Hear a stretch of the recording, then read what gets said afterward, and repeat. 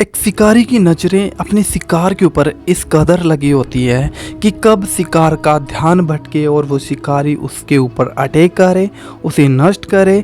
आज वैसे ही एक विश्वासी के ऊपर शैतान की नज़रें टिकी रहती हैं, लगी रहती हैं कि कब एक विश्वासी चूक जाए और गलती करे और वो शैतान उसके जीवन में कार्य करे, उसे नष्ट करे और उसे मृत्यु की ओर लेकर जाए। क्योंकि परमेश्वर का वचन कहता है कि अभिलाषा गर्भवती होकर पाप को जनती है और पाप मृत्यु की ओर लेकर जाता है। और शैतान आज ऐसा ही काम एक विश्वासी के जीवन में करता है कि जब किसी विश्वासी को किसी चीज़ का लालच देगा, किसी चीज़ के प्रति उसे लालच दिखाएगा, मोह दिखाएगा, हमारी ज़रूरतों को हमारे सामने लेकर आएगा, हमारी कमियों को हमारे सामने लेकर आएगा।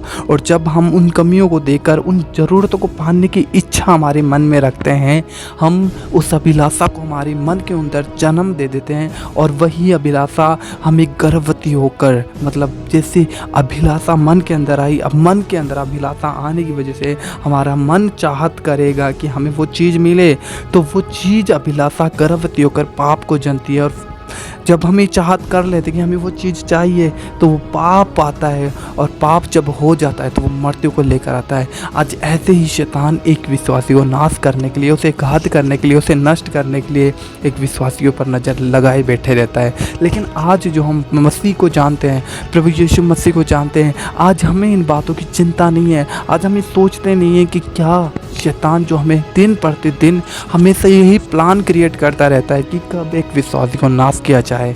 आज उसकी नज़रें आप पर और मुझ पर ऐसी लगी हुई हैं कि कब हम गलती करें और कब वो हमारे ऊपर निशाना लगाए।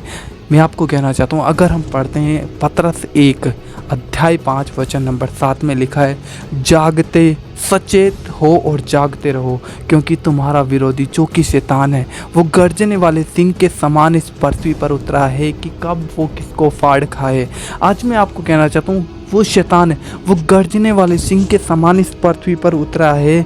वो यही देखता है कि कब एक विश्वासी गलती करे, क्योंकि वो एक शिकारी के जैसे वो हमें शिकार करने के लिए, एक विश्वासी को शिकार करने के लिए इस कदर उतरा है कि कब वो किसको नाश करे, कब वो किसको घात करे। लेकिन आज जो हम प्रभु यीशु मसीह को जानते हैं, आज हम उन बातों पे गौर नहीं करते हैं। और आज हमारा जीवन जो परमेश्वर के ग्रहण योग्य होना चाहिए, परंतु हमारा जीवन उन अभिलाषाओं की ओर, उन चिंताओं की ओर, संसार की बातों की ओर, संसार की व्यवस्था की ओर लगा रहता है। और एक विश्वासी यहीं पे ही धोखा खाता है, क्योंकि शैतान हमारी कमियों को हमारे सामने लेकर आएगा और वही कमियां हमें कमजोरी दिखेगा कि हमने तो प्रभु यीशु में आने के बाद में कुछ पाया है नहीं, परमेश्वर ने हमारे जीवन में तो कार्य किया ही नहीं। और वही कमियां हमारे अंदर दोष उत्पन्न करती हैं, दोष की वजह से अभिलाषा गर्भवती होती है और गर्भवती होकर फिर हमें शैतान घात करता है।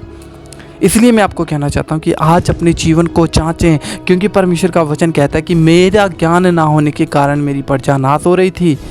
आज हमारे पास तो ज्ञान है प्रभु का, लेकिन फिर भी हम नाश हो रहे हैं। तो इसमें परमेश्वर की गलती नहीं है, ये गलती हमारी है। ये गलती हमारी है कि हमने परमेश्वर की योजना को समझना नहीं चाहा। और आज हम कहते हैं कि शैतान हमारे जीवन को नाश कर रहा है। शैतान तो चाहते यही है कि एक विश्वासी की ज़िंदगी घात हो जाए, नाश हो जाए, नष्ट हो जाए। लेकिन हम कितने सचेत हैं, कितने चौकस हैं, कितने चौकन्ने हैं? क्या हम उस शिकार के नहीं जो अपनी शिकारी की ओर देखता नहीं है, और जब वो चूक जाता है तो उसके ऊपर सीधा निशाना लगाया जाता है? प्रभु ने हमें समझ और बुद्धि और ज्ञान, अपना वचन दिया, सामर्थ्य दिया, आत्मा दिया, अभिषेक दिया है कि हम उस शैतान को हरा पाएँ। लेकिन आज मसीह लोग हैं, वो उस शिकारी के शिकार हो जाते हैं जो कि शैतान है। मैं आपको बस इस वीडियो छोटे से मैसेज के द्वारा आपको यही संदेश देना चाहता हूँ कि बच्चों और सावधान रहो, क्योंकि ये वो समय है कि जिस समय में हम घात ना हो जाएं, परंतु परमेश्वर के राज्य में प्रवेश करें। इस वीडियो को ज़्यादा से ज़्यादा शेयर करिए। प्रभु आप सभी को आशीष दे, बरकत दे। God bless you.